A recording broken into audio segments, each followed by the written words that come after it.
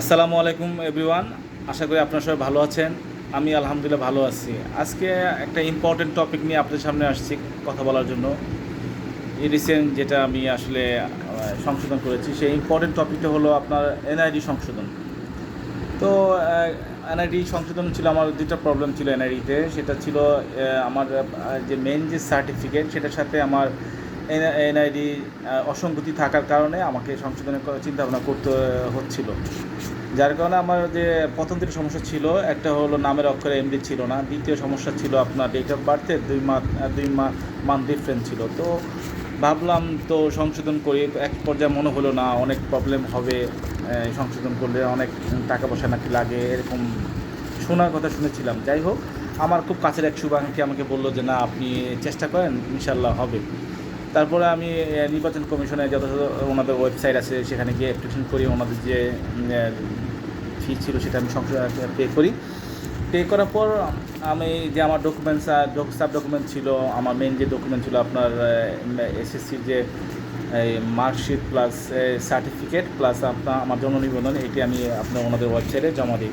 তো আনএক্সপেক্টেডভাবে within short time, তা 10 working ডেজে তারা আমাকে এটাকে সংশোধন করে আমাকে নতুন এনআইডি আপনার দেয়।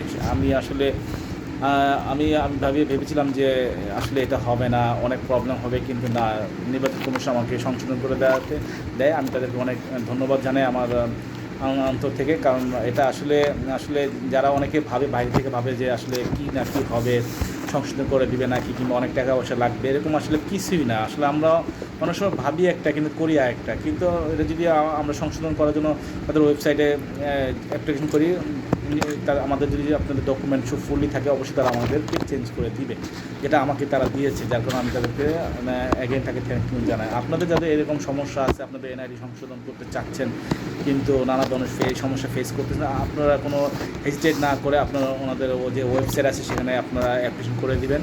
অ্যাপ্লিকেশন করে আমার দৃঢ় বিশ্বাস যে তারা আপনাদের যে ডকুমেন্ট দেখে সব চেঞ্জ মানে ঠিকঠাক করে দিবে আপনাদের। যাই হোক, আমি আমি আমার এই কথাগুলো যদি কারো আসলে উপকারে আসে, সেই কারণে আজকে ভিডিওটা করা। যে ভিডিওটা করা আসলে আমরা তো অনেক সময় রং ইনফরমেশন পাই, যার কারণে আমাদের মনে থেকে অনেক সময় অনেক কিছু করাতেই অনেক সময় আসলে নানা ধরনের দ্বিধা চলে আসে যে হবে কি হবে না।